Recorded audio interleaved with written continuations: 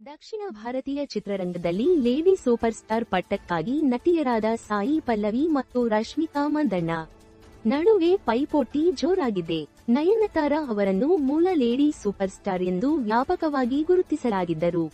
ಸಾಯಿ ಪಲ್ಲವಿ ಮತ್ತು ರಶ್ಮಿಕಾ ನಡುವೆ ಆ ಬಿರುದಿಗೆ ಯಾರು ಅರ್ಹರು ಎಂಬ ಬಗ್ಗೆ ಅಭಿಮಾನಿಗಳು ಈಗ ಚರ್ಚಿಸುತ್ತಿದ್ದಾರೆ.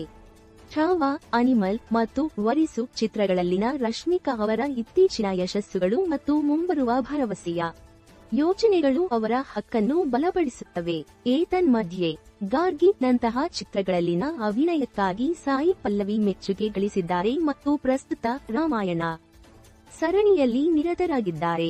ಇಬ್ಬರು ನಟಿಯರ ನಡುವಿನ ಪೈಪೋಟಿ ಬೆಳೆಯುತ್ತಲೇ ಇದೆ. ದಕ್ಷಿಣ ಚಿತ್ರರಂಗದಲ್ಲಿ ಯಾರು ಟಾಪ್ ನಟಿಯಾಗಿ ಹೊರಹೊಮ್ಮುತ್ತಾರೆ ಎಂದು ಅಭಿಮಾನಿಗಳು ಕುತೂಹಲದಿಂದ ಕಾಯುತ್ತಿದ್ದಾರೆ.